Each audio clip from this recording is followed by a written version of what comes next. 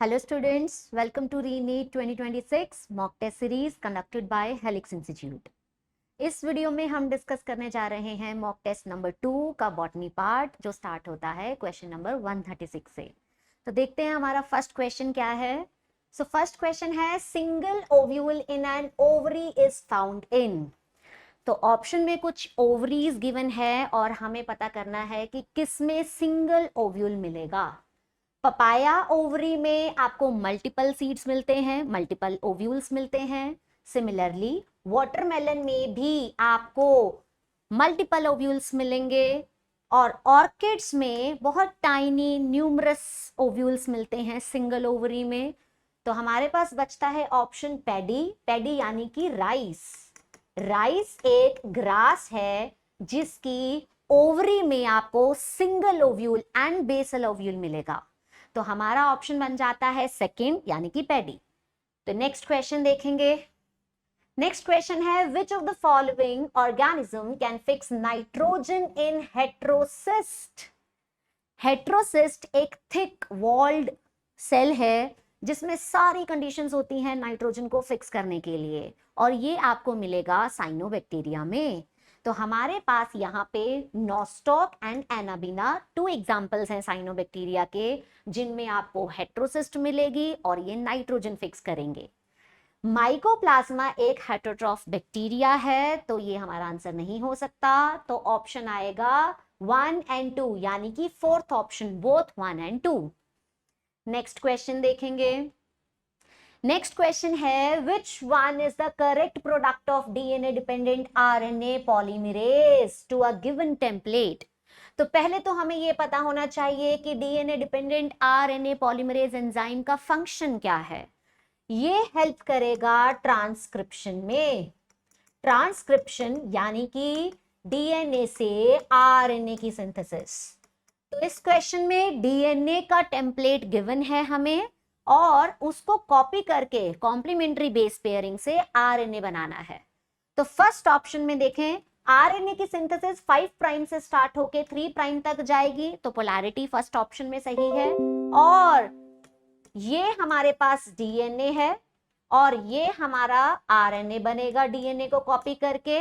3 dash के सामने 5 prime and आएगा और टी के सामने ए, देन ए से यू, सी के सामने जी। तो ये हमारा सारा सीक्वेंस बनेगा आरएनए का। तो हमारे फर्स्ट ऑप्शन में ही टेम्पलेट का कॉम्प्लीमेंट्री स्ट्रैंड हमें दिया हुआ है तो ऑप्शन बन जाता है फर्स्ट।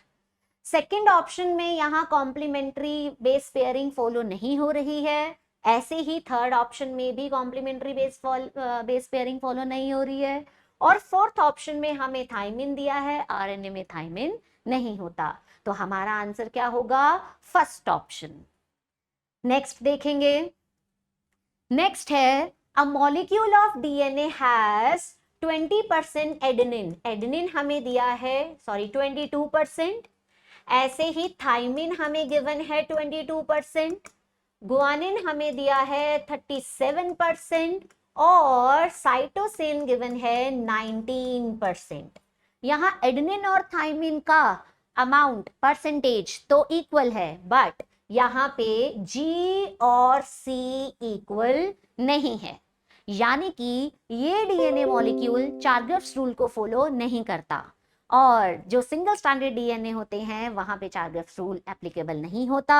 तो हमें इस क्वेश्चन में सिर्फ ये देखना है कि कौन से ऑप्शन में सिंगल स्टैंडर्ड आरएनए आएगा, सिंगल स्टैंडर्ड डीएनए आएगा।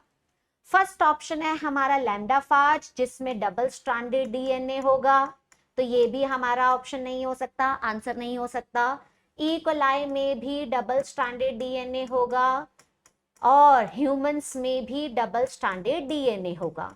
तो ऑप्शन है हमारा 5174 बैक्टीरियोफाज जिसमें सिंगल स्ट्रैंडेड डीएनए होगा और चार्गर्स रूल एप्लीकेबल नहीं होगा।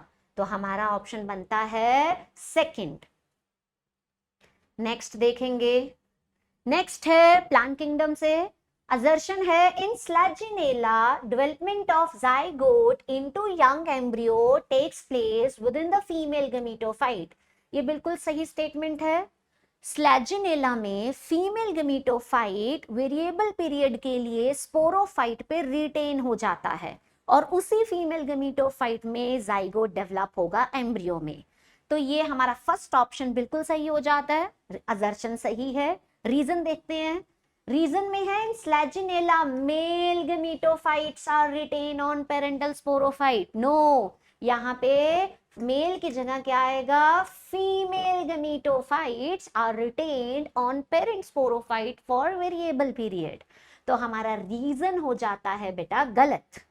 तो आंसर बनेगा assertion is true but reason is false. Next देखेंगे। नेक्स्ट हमें कुछ स्टेटमेंट्स गिवन है और हमें करेक्ट स्टेटमेंट यहां पे चूज करनी है। फर्स्ट स्टेटमेंट है kingdom fungi show organ level organisation. No, kingdom fungi में लूज टिश्यू ऑर्गेनाइजेशन होता है। तो हमारा फर्स्ट स्टेटमेंट हो गया रॉन्ग। नेक्स्ट है R H Whittaker propose 5 kingdom system. Yes, बिल्कुल सही। आर एच विटेकर ने 1969 में 5 किंगडम क्लासिफिकेशन दिया था। सी स्टेटमेंट में देखेंगे the 3 domain system has divided the members of kingdom Monera into 2 domains. Sorry, तो बेटा 3 डोमेन सिस्टम में किंगडम मोनेरा को 2 डोमेन्स में डिवाइड किया था, एक तो आर्किया और दूसरा बैक्टीरिया। तो ये है बिल्कुल सही स्टेटमेंट। 3 डोमेन में किंगडम मोनेरा के ही 2 डोमेन्स थे और तीसरा डोमेन था यूकैरियोट्स का। नेक्स्ट है D statement kingdom Monera show only for chemosynthetic mode of nutrition. बेटा गलत हो गया। किंगडम मोनेरा एक ऐसा किंगडम है जिसमें आपको न्यूट्रिशनल डाइवर्सिटी मिलती है। Most diverse kingdom with respect to nutrition Monera है। तो यहाँ पे आपको ऑटोट्रॉफिक न्यूट्रिशन भी मिलेगा, फोटोसिंथेटिक, कीमोसिंथेटिक और हेटेरोट्रॉफिक न्यूट्रिशन भी मिलेगा। तो किंगडम मोनेरा में सिर्फ कीमोसिंथेटिक मोड ऑफ न्यूट्रिशन का होना गलत हो जाएगा। तो यहाँ पे करेक्ट स्टेटमेंट पूछा था बेटा, तो हमारे पास 2 स्टेटमेंट्स यहाँ पे करेक्ट हैं। कौन कौन सी? एक तो बी और दूसरा सी, सेकंड ऑप्शन। नेक्स्ट देखते हैं। नेक्स्ट है in animal kingdom along with XX XY mechanism many other variants of chromosomal sex determination mechanism have been described such as XXXO जो कि मेल हेट्रोगेमिटी में आएगा, ZZZW फीमेल हेट्रोगेमिटी का है और ZZZW अगेन फीमेल हेट्रोगेमिटी का है, और हैप्लोडिप्लॉइडी मैकेनिज्म जो कि हनी बी, वॉस्प और एंट्स में होगा। तो हमें ये देखना है कि कौन से एग्जाम्पल्स आएंगे इन सभी सेक्स डिटर्मिनेशन मैकेनिज्म में। तो बेटा XXXO हमें मिलेगा ग्रास होपर में और ZZZW आपको मिलता है बर्ड्स में और ZZZW हमें मिलेगा बटरफ्लाइज एंड मॉथ्स में और हैप्लोडिप्लॉइडी मैकेनिज्म हमें मिलता है एंट्स में, वास्प में एंड हनी बी में। तो देखो आंसर कौन सा है, कौन सा ऑप्शन बनेगा? Grass hopper, birds, moth and wasp. तो सेकंड ऑप्शन आएगा इसका। देखते हैं नेक्स्ट क्वेश्चन। नेक्स्ट क्वेश्चन है human chromosome with the highest and least number of gene. जो कौन कौन से ऐसे क्रोमोसोम्स हैं जिनमें सबसे ज्यादा जीन्स मिलेंगी? तो क्रोमोसोम नंबर 1 में आपको सबसे ज्यादा जीन्स मिलती है।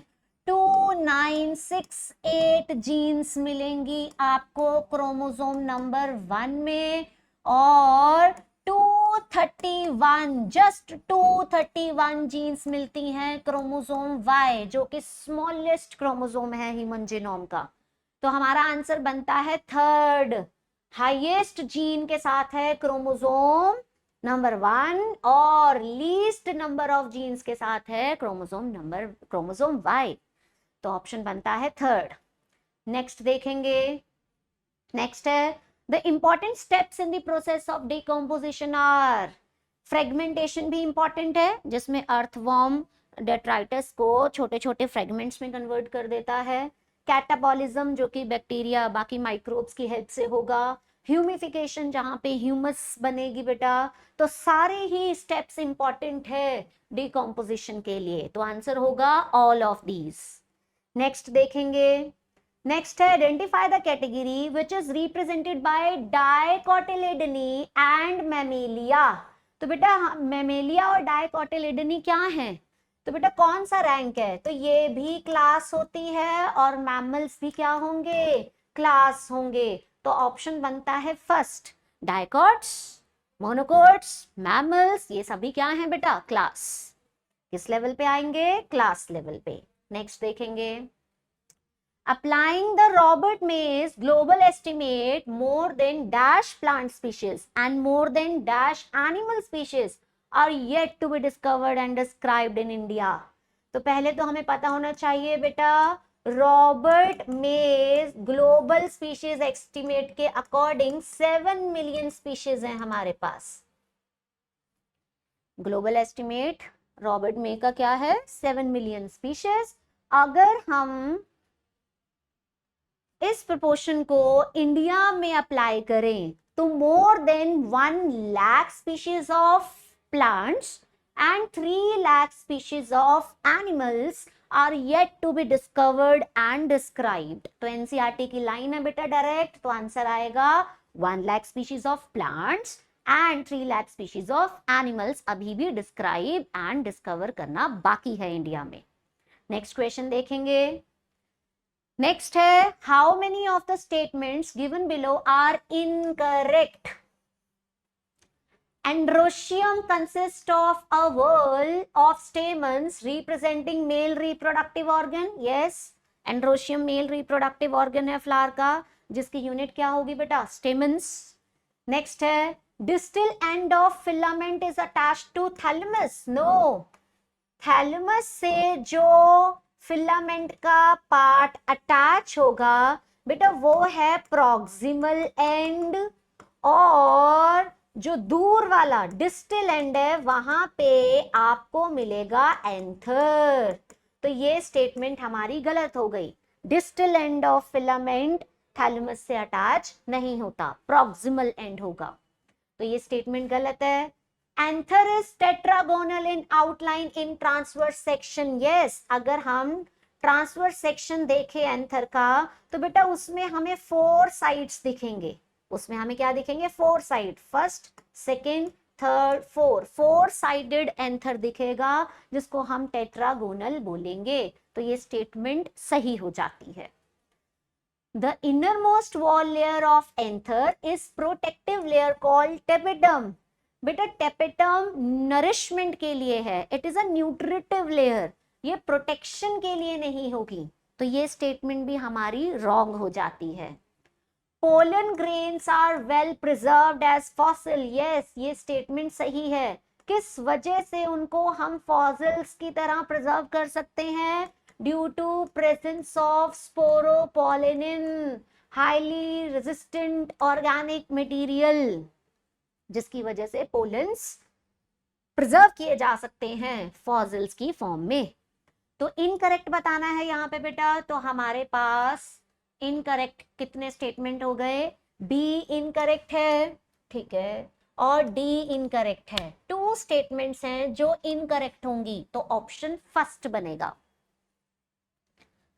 चलिए नेक्स्ट क्वेश्चन देखते हैं, नेक्स्ट है मैच फंजाई का, पक्सीनिया क्या कॉज करती है, black rust of wheat, rust disease cause करती है इसलिए हम इसको रस्ट फंगस बोलेंगे, अस्टिलैगो स्मट डिजीज कॉज करेगी तो स्मट फंजाई बोलेंगे, Colletotrichum red rot of sugar cane cause करता है, यस ड्यूटेरोमाइसिटीज में आएगा, और एगैरिकस जो कि एक बसीडियोमाइसिटीज है वो एडिबल होती है, फील्ड मशरूम एडिबल मशरूम, तो कौन सा मैच बनेगा, ए का है बेटा 3, बी है सेकेंड, सी है 4 और डी का आएगा 1, ऑप्शन नंबर 2। नेक्स्ट क्वेश्चन देखेंगे। नेक्स्ट क्वेश्चन है leaves of certain insectivorous plants such as dash and dash are modified leaves.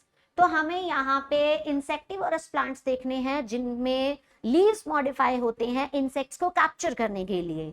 तो हमारे पास कस्क्यूटा है फर्स्ट ऑप्शन में, जो कि एक इंसेक्टिवोरस प्लांट नहीं है, पैरासिटिक प्लांट है। रेफ्लेशिया भी इंसेक्टिवोरस प्लांट नहीं है बेटा, और एल्स्टोनिया भी इंसेक्टिवोरस प्लांट नहीं है। तो हमारे पास ऑप्शन है pitcher plant and Venus fly trap, जिसमें लीव्स मॉडिफाई हो जाएंगे इंसेक्ट्स को कैप्चर करने के लिए। तो ऑप्शन आता है थर्ड। नेक्स्ट देखेंगे। नेक्स्ट है which of the following is not an in Situ conservation. In Situ conservation का मतलब जब किसी ऑर्गेनिज्म को उसके हैबिटेट में ही कंजर्व करना हो तो हम उसको इन सिटू कंजर्वेशन में लिखेंगे, और अगर हैबिटेट से निकाल के कहीं और कंजर्व करना हो तो वो एक्स सिटू में आएगा। तो हॉटस्पॉट भी इन सिटू है, नेशनल पार्क भी इन सिटू है, सेक्रेड ग्रूव्स भी इन सिटू है, वाइल्ड लाइफ सफारी पार्क्स, ये है एक्स सिटू कंजर्वेशन मेथड। और हमें क्वेश्चन में यही पूछा था कि कौन सा इन सिटू कंजर्वेशन नहीं है, तो आंसर आएगा फोर्थ। नेक्स्ट देखो। नेक्स्ट है which of the following two statements are correct with respect to mitochondria. Each mitochondria is double membrane bound structure. Yes, mitochondria और प्लास्टिड क्या होते हैं? डबल मेम्ब्रेन बाउंड ऑर्गेनेलिज हैं, ये बिल्कुल सही है। The inner compartment is filled with dense homogeneous substance. Yes, इसका जो इनर कंपार्टमेंट होता है बेटा वो फिल्ड रहेगा डेंस होमोजेनस सब्सटेंस से, जिसको हम बोलेंगे मैट्रिक्स। और मैट्रिक्स में आपको डीएनए मिलेंगे, एंजाइम्स मिलेंगे, 70S राइबोसोम्स मिलेंगे, इवनली डिस्ट्रीब्यूटेड रहेंगे। तो ये स्टेटमेंट हमारा हो जाता है करेक्ट। नेक्स्ट है inner membrane form the continuous limiting boundary of organelle. No, limiting boundary of organelle कौन बनाएगा बेटा? Outer membrane. इनर मेम्ब्रेन तो इनफोल्ड होकर क्रिस्टे बनाता है, तो ये स्टेटमेंट हमारी रॉन्ग हो जाएगी। Next, the matrix has single circular DNA, सही है, एंड 70S राइबोसोम। नो, यहाँ पे होंगे 70S राइबोसोम होंगे, 80S राइबोसोम्स नहीं होंगे, ठीक है, क्योंकि इसका जो फीचर्स हैं वो सारे प्रोकैरियोटिक हैं। तो प्रोकैरियोट्स में आपको क्या मिलते बेटा? 70S ribosome. उसी तरह माइटोकॉन्ड्रिया में भी क्या मिलेंगे? 70S ribosome. तो ये स्टेटमेंट हमारा रॉन्ग हो गया। तो हमें यहाँ पूछा था करेक्ट स्टेटमेंट। करेक्ट स्टेटमेंट है ए एंड बी, यानी कि सेकंड स्टेटमेंट। नेक्स्ट देखेंगे, light reaction does not include. Light reaction में लाइट आएगी, इलेक्ट्रॉन्स एक्साइट होंगे, वाटर की स्प्लिटिंग होगी और ऑक्सीजन रिलीज होगी। तो लाइट रिएक्शन में क्या क्या होगा बेटा? रिएक्शन सेंटर से लाइट एब्जॉर्ब होगी, वाटर की स्प्लिटिंग होगी और ऑक्सीजन रिलीज होगी। कार्बन एसिमिलेशन है डार्क रिएक्शन का पार्ट। तो बेटा कार्बन एसिमिलेशन लाइट रिएक्शन का पार्ट नहीं है, तो ये हमारा आंसर हो जाएगा 4। नेक्स्ट देखो। नेक्स्ट है diagram, choose the correct option. तो बेटा ये है हमारे पास एटीपी फॉर्मेशन इन माइटोकॉन्ड्रिया, ये है oxidative phosphorylation, oxidative phosphorylation in mitochondria.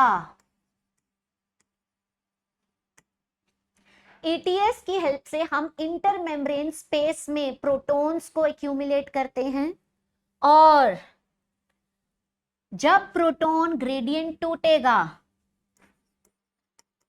तो inter membranal space of mitochondria से 4 प्रोटॉन्स मूव करेंगे मैट्रिक्स में, और 4 प्रोटॉन के मूव करने से 1 एटीपी मॉलिक्यूल सिंथेसाइज होगा। तो बेटा ये है एटीपी फॉर्मेशन, यानी कि ऑक्सीडेटिव फॉस्फोराइलेशन इन माइटोकॉन्ड्रिया। जब प्रोटॉन ग्रेडियंट टूटेगा बेटा तब एटीपी फॉर्मेशन होगा, 4 प्रोटॉन्स मूव करेंगे तो एक एटीपी बनेगा। अब 4 प्रोटॉन्स कहां से कहां मूव करने हैं? इंटरमेम्ब्रेनल स्पेस ऑफ माइटोकॉन्ड्रिया से मैट्रिक्स में जाएंगे। तो ऑप्शन देखते हैं यहां पे। फर्स्ट है phosphorylation in chloroplast, no. Oxidative phosphorylation in chloroplast, no. Oxidative phosphorylation in mitochondria, yes. तो हमारा थर्ड ऑप्शन हो जाता है। फोर्थ में लिखा है ATP synthesis in outer membrane of mitochondria, no. ATP synthesis कहां होगी? मैट्रिक्स में होगी। तो बेटा फोर्थ ऑप्शन भी रॉन्ग हो जाता है। तो हमारा सही आंसर क्या है बेटा? Third option. नेक्स्ट देखेंगे। नेक्स्ट है हमारे पास मैच इनकम्प्लीट डोमिनेंस एंटी राइनम में, और उसका फिनोटिपिक रेशो क्या होगा बेटा? फिनोटिपिक रेशो होगा 1:2:1। रेड, पिंक एंड व्हाइट, तो फिनोटिपिक रेशो इसका आएगा 1:2:1। तो हमारा फर्स्ट जो ऑप्शन है वो गलत हो गया। नेक्स्ट है कंप्लीट डोमिनेंस पाइसम सटाइवम में जीनोटिपिक रेशो, नो। 3:1 तो फिनोटिपिक रेशो है, जीनोटिपिक रेशो क्या होगी? 1:2:1। तो हमारा सेकंड ऑप्शन भी गलत हो गया। नेक्स्ट है codominance A B blood group phenotypic ratio 1:2:1, yes.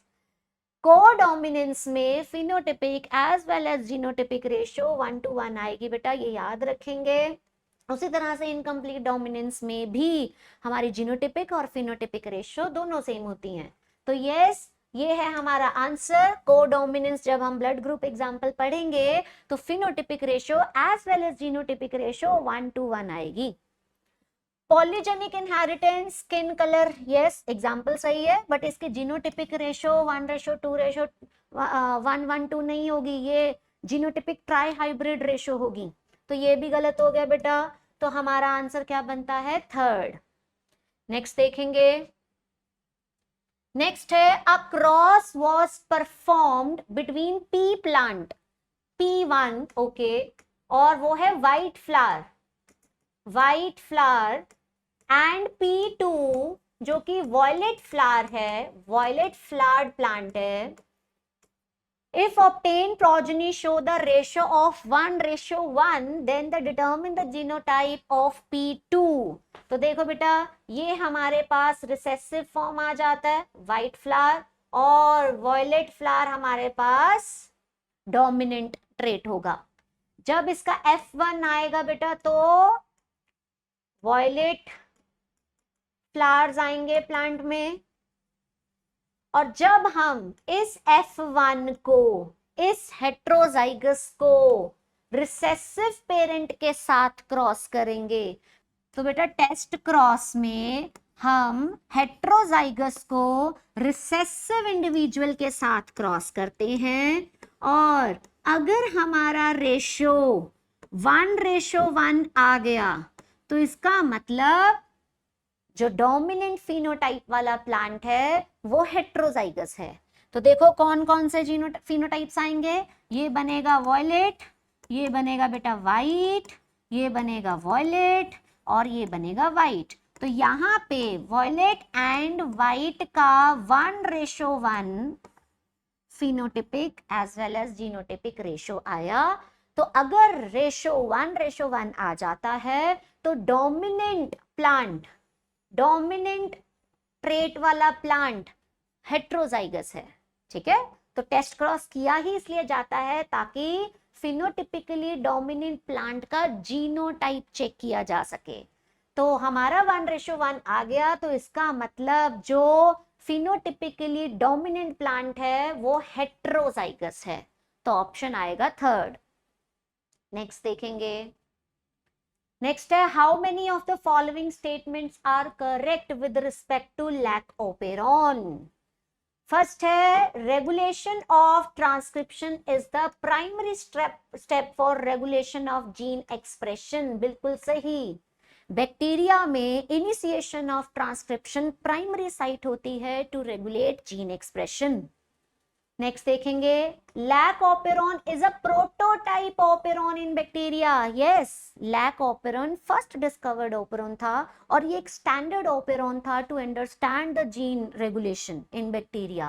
तो ये भी हमारा ऑप्शन बिल्कुल सही है।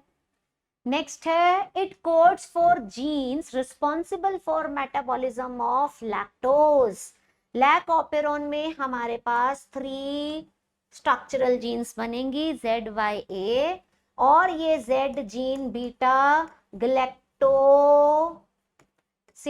एंजाइम बनाएगी और Y परमिएज बनाएगा, परमिएज एंजाइम, और A जीन जो है वो ट्रांस एसिटाइलेज एंजाइम बनाएगा। और ये तीनों के तीनों एंजाइम्स हमें चाहिए लैक्टोज मेटाबॉलिज्म के लिए। तो it codes for gene responsible for metabolism of lactose, yes, बिल्कुल सही। It is regulated by the amount of lactose in the medium where bacteria are grown, yes. जो हमारा लैक्टोज है बेटा वो सबस्ट्रेट की तरह काम करेगा और इसी की कंसंट्रेशन, इसकी एब्सेंस और प्रेजेंस डिसाइड करेगी कि लैक ओपेरॉन को ऑफ होना है या ऑन होना है। लैक्टोज की प्रेजेंस में लैक ओपेरॉन ऑन होगा और लैक्टोज की एब्सेंस में लैक ओपेरॉन की जीन्स काम नहीं करेंगी, तो ऑफ होगा। तो यस, लैक्टोज की कंसंट्रेशन, लैक्टोज के अमाउंट से ही ये डिसाइड होगा कि उसकी जीन्स काम कर रही हैं या नहीं कर रही हैं। तो yes, lac operon is regulated bye amount of lactose. Regulation of lac operon is viewed as regulation of enzyme synthesis by its substrate. Yes, lack operon में रेगुलेशन को आप देख सकते हैं कैसे, जब इसका सबस्ट्रेट खुद आके अपने ही एंजाइम्स बनाएगा बेटा, अपने ही मेटाबॉलिज्म के लिए। तो अगर लैक्टोज है मीडियम में तो लैक ओपेरॉन की जीन्स काम करेंगी। लैक्टोज के मेटाबॉलिज्म के लिए एंजाइम्स जो बने हैं बेटा वो तभी बन पाएंगे जब सबस्ट्रेट हमारा होगा मीडियम में। सबस्ट्रेट कौन है? लैक्टोज। तो ये स्टेटमेंट भी बिल्कुल सही हो जाती है। तो बेटा ये सारी की सारी स्टेटमेंट सही है लैक ओपेरॉन के लिए, तो हमारा आंसर आता है 4th, सारी स्टेटमेंट सही है। नेक्स्ट देखेंगे। नेक्स्ट है, which of the following is incorrect match? क्या सिल्क कॉटन में कंपाउंड लीव्स होंगे? यस, पामेटली कंपाउंड लीफ होगा सिल्क कॉटन में, तो ये सही है हमारे पास मैच। फिर मोनोकोट्स में पैरेलल वेनेशन होती है, यस हमें पता है। डाइकोट में रेटिकुलेट होती है और मोनोकोट में पैरेलल वेनेशन। क्या पंपकिन में लीफ टेंड्रिल्स होंगे? नो, पंपकिन में स्टेम टेंड्रिल्स होंगे, तो ये इनकरेक्ट मैच हो गया। ककम्बर में, कुकुरबिटा में क्या स्टेम टेंड्रिल होंगे? यस, यहाँ पे स्टेम टेंड्रिल्स होते हैं। तो हमारा ऑप्शन हो जाता है बेटा पंपकिन, लीफ टेंड्रिल नहीं है उसमें, स्टेम टेंड्रिल्स होंगे, 3rd ऑप्शन। नेक्स्ट देखेंगे।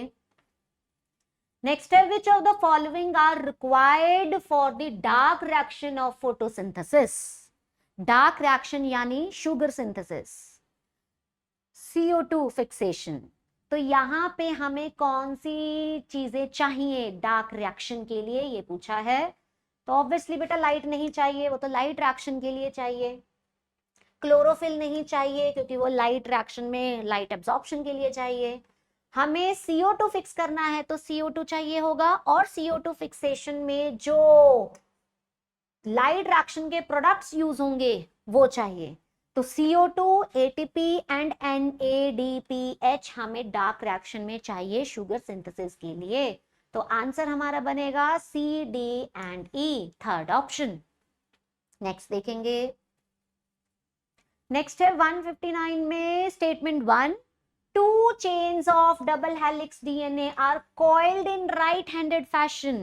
बेटा राइट हैंडेड फैशन का मतलब क्लॉकवाइज। यस, जो हमारा BDNA है तो वो राइट हैंडेड फैशन में कॉइल रहता है, उसकी जो 2 चेन्स हैं राइट हैंडेड फैशन यानी कि क्लॉकवाइज कॉइल रहेगी। Statement 2, the 2 strands of double helix are complementary to each other, बिल्कुल सही है, कॉम्प्लीमेंट्री होंगे। बट पैरेलल होंगे? नो, एंटी पैरेलल पोलैरिटी के साथ होंगे। अगर हमारे पास DNA strand 3 prime to 5 prime है तो इससे कॉम्प्लीमेंट्री स्ट्रैंड जो बनेगा वो 5 प्राइम टू 3 प्राइम होगा, यानी कि दोनों स्ट्रैंड्स एक दूसरे के एंटी पैरेलल हैं। तो ये स्टेटमेंट हमारी रॉन्ग हो जाती है। तो ऑप्शन आ जाएगा statement 1 is correct and statement second is incorrect, third option. Next देखेंगे। नेक्स्ट है how many of the following statements are correct about dicot stem. Dicot stem, sunflower stem में epidermis is covered with thin layer of cuticle. Yes, transpiration को reduce करने के लिए हम primary dicot stem पे cuticle का layer लगाएंगे। Next है hypodermis consist of few layers of collenchymatous cells. Yes, strength के लिए हाइपोडर्मिस होगा बेटा, कॉलनकाइमेटस सेल से बना हुआ। क्या यहाँ पे वास्कुलर बंडल्स रिंग में प्रेजेंट रहेंगे? यस, अगर हम डाइकोट स्टेम की स्टील देखें तो यहाँ पे आपको वास्कुलर बंडल्स रिंग में मिलेंगे इस तरह से, अंदर की तरफ जाइलम, बाहर की तरफ फ्लोएम। तो यस, हमें रिंग अरेंजमेंट मिलती है वास्कुलर बंडल की, ये भी बिल्कुल सही है। Phloem parenchyma is absent. Phloem parenchyma का एब्सेंट होना मोनोकोट स्टेम का फीचर है। तो डाइकोट में फ्लोएम पैरेन्काइमा इज एब्सेंट हमारा रॉन्ग स्टेटमेंट हो गया। तो यहाँ पे आपसे करेक्ट पूछा था तो कौन कौन से स्टेटमेंट्स हैं correct? A, B and C. Second option आएगा, फ्लोएम पैरेन्काइमा मोनोकोट स्टेम में एब्सेंट होता है। नेक्स्ट क्वेश्चन देखेंगे। Which of the following statement is incorrect? In F1 plant, the F1 plants are heterozygous for the height character in monohybrid cross. Yes, अगर हम monohybrid cross करें toll और dwarf में तो हमारा F1 हेट्रोजाइगस टॉल आएगा, बिल्कुल सही, ये स्टेटमेंट सही है। Mendel's monohybrid cross proved that dominant and recessive trait blend in F1 generation. No, बेटा यहाँ पे टॉल फिनोटाइप आने वाला है, यहाँ पे किसी भी तरह की ब्लेंडिंग नहीं होगी। जो फैक्टर्स होते हैं दे आर स्टेबल और वो ब्लेंडिंग शो नहीं करते। यहाँ पे जो डोमिनेंट एलील है उसका एक्सप्रेशन आएगा और जो स्मॉल टी है वो रिसेसिव होगी। ब्लेंडिंग का रिजल्ट नहीं है, ये रिजल्ट आएगा टॉल, तो ब्लेंडिंग नहीं होती बेटा, ये गलत हो गया हमारा statement. Gametes formed by tall plant contain only T. Yes, जो हमारे पास टॉल प्लांट है होमोजाइगस कंडीशन में तो 50% गमीट्स में ये वाली कैपिटल टी जाएगी, 50% गमीट्स में दूसरी कैपिटल टी चली जाएगी। तो यहाँ पे जितने भी गमीट्स बनेंगे उन सभी में कैपिटल टी ही होगा, तो ये स्टेटमेंट सही होगी। उसी तरह से ड्वार्फ प्लांट जब अपने गमीट्स बनाएगा तो उसके सारे गमीट्स में भी स्मॉल टी ही होगा। तो dwarf plant form gametes containing only small T allele, ये भी सही है। तो ऑप्शन हमारा इनकरेक्ट वाला हो जाएगा सेकंड। कभी भी एलील्स ब्लेंड नहीं होती हैं, alleles do not show blending. Next question देखेंगे। Identify the incorrect statement. Euglena behaves like heterotrophs by predating on other smaller organisms in presence of sunlight. No. In the absence of sunlight, Euglena behave like heterotroph. बेटा Euglena show करता है mixotrophic nutrition और इस mixotrophic nutrition में वो sunlight की presence में photosynthesis करेगा और डार्क में वो हेटेरोट्रॉफ होगा। तो हमारा फर्स्ट स्टेटमेंट रॉन्ग हो जाता है, तो यही हमारा आंसर है फर्स्ट। नेक्स्ट देख लेते हैं। Red dinoflagellates undergo rapid multiplication that make the sea appear red. Yes, red dinoflagellate यानी कि गोनियोलेक्स वो बेटा रेड टाइड कॉज करता है। रैपिड मल्टीप्लिकेशन की वजह से जो सी है वो हमें रेड दिखेगा। गॉर्नियोलेक्स का कलर क्या है? Red. Red dinoflagellates rapid multiplication करेंगे and make the sea appears red. तो ये स्टेटमेंट हमारी सही हो जाएगी। Bodies of slime mold move along decaying twigs and leaves engulfing organic material. Yes, उसका जो प्लाज्मोडियम है वो डिकेइंग मैटर पे मूव करता है और ऑर्गेनिक मैटर को इंगल्फ करता जाएगा। नेक्स्ट है डाइटोमेशियस अर्थ, जो कि डाइटम्स में होती है। Being gritty is used in polishing and filtration of oil and syrup. Diatomaceous earth gritty है तो पॉलिशिंग में यूज हो सकती है, उनमें फाइन पोर्स होते हैं तो बेटा वो फिल्ट्रेशन में भी यूज हो सकती है। ठीक है, तो ये एनसीईआरटी की लाइन है, आप ध्यान रखेंगे। यहाँ पे इनकरेक्ट पूछा था तो युगलीना सनलाइट में फोटोसिंथेसिस करेगा, हेट्रोट्रॉफिक न्यूट्रिशन वो in the absence of light करेगा। चलो फर्स्ट ऑप्शन आ गया इसका। नेक्स्ट देखेंगे, match the scientist given in column 1 with experimental material.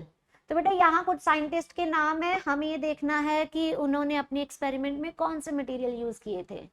F.W.. Went ने ओट कोलेप्टाइल पे काम किया था और ऑक्सिन की डिस्कवरी हुई। क्यूरोसावा ने राइस सीडलिंग बेकने डिजीज पे काम किया था और जिब्रेलिन की डिस्कवरी हुई।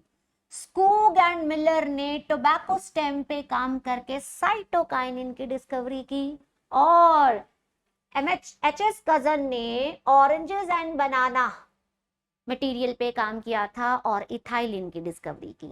तो हमारा मैच बन गया है एफ.डब्ल्यू. वेंट ए यानी कि 4, बी 3, सी ये नहीं होगा, ये वाला नहीं है। दूसरा देखो, ए 4, बी 3, सी सेकेंड और डी 1 हमारा फोर्थ ऑप्शन होगा। नेक्स्ट क्वेश्चन देखो, how many of the statements are incorrect? Grazing food chain is the major conduit for energy flow in terrestrial ecosystem. Incorrect. बेटा टेरेस्ट्रियल इकोसिस्टम में energy flow का major conduit detritus food chain होता है। तो हमारा first statement गलत हो गया। नेक्स्ट देखो, detritus food chain begins with dead organic matter. Yes, dead organic matter से डेट्राइटस फूड चेन स्टार्ट होगी। Saprotrophs like fungi, bacteria and cyanobacteria. बेटा cyanobacteria saprophytic organisms नहीं है, they are photosynthetic. तो ये स्टेटमेंट गलत हो गई बेटा। तो जो saprotrophs हैं like fungi and bacteria meet their energy and nutrient requirement by degrading detritus, but cyanobacteria क्या है? photosynthetic organism. नेक्स्ट देखेंगे, detritus food chain may be connected to grazing food chain. Yes, detritus food chain के जो organisms हैं वो कुछ organisms grazing food chain के common होते हैं। ठीक है, तो डीएफसी में बी कनेक्टेड टू जीएफसी, ये बिल्कुल सही स्टेटमेंट है। Ecosystems are exempt from the 2 laws of thermodynamics. गलत बेटा, हमारे इकोसिस्टम पे थर्मोडायनामिक्स लॉ काम करते हैं, तो हमारा ecosystem first law and second law दोनों को फॉलो करता है। तो बेटा ये एग्जेम्प्ट नहीं है फ्रॉम थर्मोडायनामिक लॉ, तो इकोसिस्टम आर नॉट एग्जेम्प्ट आना चाहिए था, तब ये स्टेटमेंट सही होती। अब ये गलत है। तो हमें पूछा इनकरेक्ट स्टेटमेंट कौन कौन सी है, कितनी है? तो हमारे पास 1, 2, 3 स्टेटमेंट्स ऐसी हैं जो गलत हैं। याद रखना ये एनसीईआरटी लाइन, हमारा इकोसिस्टम थर्मोडायनेमिक्स लॉ को फॉलो करता है, वो उनसे फ्री नहीं है। नेक्स्ट देखेंगे, in the given diagram of cyclic photophosphorylation find the missing items. Okay, तो यहाँ पे हमारे पास ए है बेटा, ये साइक्लिक फोटोफॉस्फोराइलेशन है तो यहाँ पे P700 काम करेगा, उसका रिएक्शन सेंटर P700 होगा। और जब लाइट एब्जॉर्ब होगी तो यहाँ से इलेक्ट्रॉन्स एक्साइट होंगे और जो इसका फर्स्ट एक्सेप्टर होगा वो है iron sulphur complex. Electron acceptor जो है इसका फर्स्ट, तो आप देखते हैं ऑप्शन क्या है। ए क्या इलेक्ट्रॉन एक्सेप्टर है? नो। बी सेकंड ऑप्शन में ए P700 है, यस, बट बी P680 है, नो, वो तो कोई इलेक्ट्रॉन एक्सेप्टर है। ए क्लोरोफिल है, चलो ठीक है, ए क्लोरोफिल है। बी इलेक्ट्रॉन एक्सेप्टर है, यस इलेक्ट्रॉन एक्सेप्टर कौन सा साइक्लिक फोटोफॉस्फोराइलेशन का, आयरन सल्फर कॉम्प्लेक्स। अच्छा फोर्थ में देखो क्या ए P680 है, नो ए क्या है P700 फोटो सिस्टम। ठीक है, तो हमारा ऑप्शन कौन सा सही हो जा रहा है, 3, थर्ड ऑप्शन। तो ए है फोटो साइक्लिक फोटोफॉस्फोराइलेशन में बेटा फोटो सिस्टम 1 काम करता है, रिएक्शन सेंटर P700 होगा और इसका फर्स्ट एक्सेप्टर, इसके इलेक्ट्रॉन्स जो एक्साइट होंगे उसका फर्स्ट एक्सेप्टर होगा iron sulphur complex. Answer 3। Next देखेंगे, which is not correct for cycas gymnosperm. क्या साइकस का प्लांट मोनोशियस है, नो साइकस होता है डायोशियस। मेल कोन अलग प्लांट पे लगेगा और फीमेल लेग्स अलग प्लांट पे लगेगा, तो यहाँ मेल साइकस और फीमेल साइकस दोनों अलग अलग होते हैं, तो प्लांट्स क्या हो जाएंगे, डायोशियस। पहला ये ऑप्शन हमारा नॉट करेक्ट है। नेक्स्ट देखते हैं, क्या स्पर्म यहाँ मोटाइल है, यस इसके जो स्पर्म होते हैं वो टॉप शेप्ड रहेंगे एंड मल्टीसिलिएटेड रहेंगे, जो कि फर्न लाइक फीचर है। Next, they have palm like habit, yes and fern like foliage, yes. तो बेटा इसके जो लीव्स होते हैं वो फर्न की तरह होंगे, पिनेटली कंपाउंड लीव्स होंगे, रमेंटा होगा, सिर्सिनेट टेक्सिस होगा, तो इसका फर्न लाइक foliage रहेगा। तो ये भी सही हो गया। वैस्कुलर टिश्यू प्रेजेंट रहेगा, यस बस वैस्कुलर टिश्यू में वेसल्स एब्सेंट होंगे, सीव ट्यूब्स एब्सेंट होंगी, बाकी ट्रकीट्स वगैरह होंगे। तो हमारा आंसर था नॉट करेक्ट वाला, प्लांट्स आर मोनोशियस, ये गलत हो गया। क्यों, क्योंकि यहाँ पे क्या आना चाहिए बेटा, डायोशियस। नेक्स्ट देखेंगे, नेक्स्ट है xylem vessels are more efficient in conducting water than tracheids. क्यों, क्योंकि जो जाइलम वेसल्स होते हैं एक के ऊपर एक जब प्रेजेंट रहेंगे तो बेटा इनकी जो एंड वॉल्स हैं वो पार्शियली या कंप्लीटली डिसॉल्व होगी और बीच में हमारे पास बनेंगे परफोरेशंस, ओपनिंग्स बनेंगी और इन्हीं ओपनिंग से कॉन्टिन्यू वाटर फ्लो होगा। तो इसीलिए जो जाइलम वेसल्स हैं they are more efficient in conducting water than tracheids. इसका आंसर नीचे ही लिखा है बट ये AR नहीं है। Xylem vessels are multicellular structure, yes, with perforations that allow continuous water flow. बिल्कुल सही, दोनों स्टेटमेंट सही हैं और ये इसका आंसर भी है। तो हमारा आंसर आएगा बेटा both statement 1 and statement 2 are correct. Next देखें, ABA abscisic acid regulate all.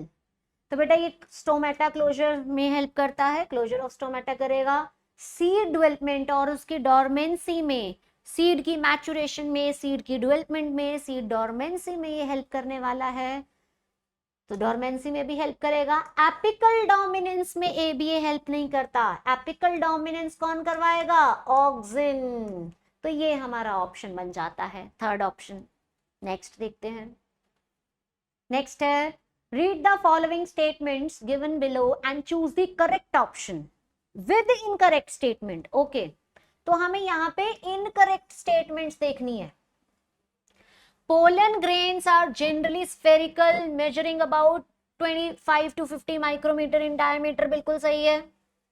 When pollen grains is mature, it contain two cells, the vegetative cell and generative cell. Yes, जब पोलन ग्रेन में vegetative cell and generative cell यानी कि 2 cell stage आ जाती है तो उस pollen grain को हम मैच्योर बोल सकते हैं, तो ये भी बिल्कुल सही हो जाएगा। नेक्स्ट है in rice and wheat pollen grains lose viability within 3 minutes, no within 30 minutes, तो ये स्टेटमेंट हमारा फॉल्स हो गया, रॉन्ग है। Next, the placenta is located outside the ovarian cavity, बेटा आउटसाइड नहीं, inside the ovarian cavity. Placenta कहाँ मिलेगा आपको, ओवेरियन कैविटी के अंदर, तो ये भी स्टेटमेंट गलत हो गया। नेक्स्ट है the body of ovule fuses with funicle in the reason called hilum. Yes, तो रीजन जहां से बॉडी ऑफ ओव्यूल अपनी स्टॉक से फ्यूज होता है तो उसको हम क्या बोलेंगे बेटा, हाइलम। तो ये स्टेटमेंट बिल्कुल सही है, हमें क्या बताना है, इनकरेक्ट स्टेटमेंट। तो सी एंड डी इनकरेक्ट है, ऑप्शन बनेगा थर्ड। नेक्स्ट देखेंगे, one of the following is a synthetic hormone. 2,4-D एक सिंथेटिक ऑक्सिन है बेटा, ठीक है। जिएटिन क्या है, बोलो बोलो बोलो, साइटोकाइनिन, नेचुरली मिल जाता है। जिब्रेलिक एसिड नेचुरल मिल जाते हैं हमें। IAA क्या है बेटा, नेचुरल ऑक्सिन, नेचुरल ऑक्सिन।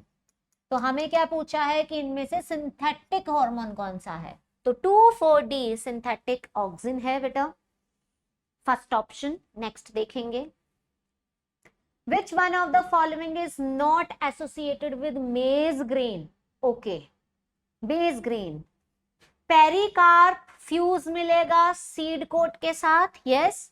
अगर आपको याद है कैरियोप्सिस में हम क्या पढ़ते हैं, कैरियोप्सिस में पेरिकार्प और सीड कोट फ्यूज होते हैं, ठीक है जी, ये स्टेटमेंट भी सही है। प्रोटीनेशियस ल्यूरोन लेयर रहेगा, बिल्कुल सही, 3N, ठीक।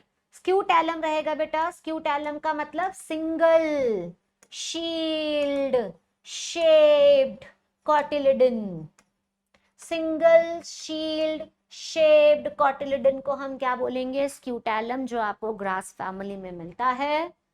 कैरेंकल, कैरेंकल कहां पड़ा था, कैरेंकल तो फीचर है कैस्टर का, डाइकॉट। तो बेटा कैरेंकल मेज ग्रेन में नहीं होगा, तो हमारा आंसर आता है 4। नेक्स्ट देखेंगे, which of the following statement is false? Angiosperms bear fruit, सही है, whereas जिम्नोस्पर्म do not, बिल्कुल सही। एंजियोस्पर्म्स में फ्रूट होते हैं, ओवरी होती है, और जिम्नोस्पर्म्स में ओवरी नहीं होती, नेकेड ओव्यूल होते हैं। Phanerogams यानी कि seed plants are classified as gymnosperm and angiosperm based on the type of seed they produce, बिल्कुल सही। जिम्नोस्पर्म्स में विदाउट कवरिंग सीड्स मिलेंगे, नेकेड सीड्स मिलेंगे, और एंजियोस्पर्म्स में आपको कवर्ड सीड्स मिलेंगे। तो यस, फेनारोगैम्स को हम क्लासिफाई कर सकते हैं दो में, on the basis of type of seeds they produce. Next है, phanerogam contains specialized reproductive organs. Yes, gymnosperm में कोन्स बनेंगे एज रिप्रोडक्टिव ऑर्गन, और फ्लावर्स बनेंगे एंजियोस्पर्म में। तो फ्लारोगैम्स में स्पेशलाइज्ड रिप्रोडक्टिव ऑर्गन्स होते हैं, बिल्कुल सही। जिम्नोस्पर्म्स हैव कवर्ड सीड, उल्टा लिख दिया ये, जिम्नोस्पर्म्स तो नेकेड सीड के साथ होंगे, and angiosperms have naked seed, no covered seed. तो हमारा फॉल्स स्टेटमेंट आ जाता है 4th। नेक्स्ट क्वेश्चन है हमारा AR। असर्शन में लिखा है कि genes contain the information to express a particular trait in an organism. Gene एक DNA का सेगमेंट है जो एक ट्रेट के लिए रिस्पॉन्सिबल होता है, और जीन को हम क्या बोलेंगे, यूनिट ऑफ इनहेरिटेंस। तो बेटा ये दोनों स्टेटमेंट सही है, बट रीजन असर्शन का करेक्ट एक्सप्लेनेशन नहीं है। अगर रीजन को असर्शन की जगह रखे और असर्शन को रीजन की जगह रखे तो इसका ये करेक्ट एक्सप्लेनेशन बन सकता है। फिलहाल के लिए हमारा आंसर क्या आएगा, both assertion and reason are true, but the reason is not the correct explanation of assertion. देखते हैं नेक्स्ट है driving force of for an ecosystem. जल्दी से बताओ, किसी इकोसिस्टम के लिए ड्राइविंग फोर्स क्या हो सकती है बेटा, solar energy. Yes, simple question, third option. Next, हमें ट्रू फॉल्स स्टेटमेंट बताना है। Primary productivity is express in term of weight. बेटा वेट का यूनिट क्या होगा, ग्राम पर मीटर स्क्वायर पर ईयर। तो यहाँ पे आपको पर ईयर नहीं दिया है, ग्राम पर मीटर स्क्वायर पर ईयर होना चाहिए, और एनर्जी होगी किलो कैलोरी पर मीटर स्क्वायर पर ईयर।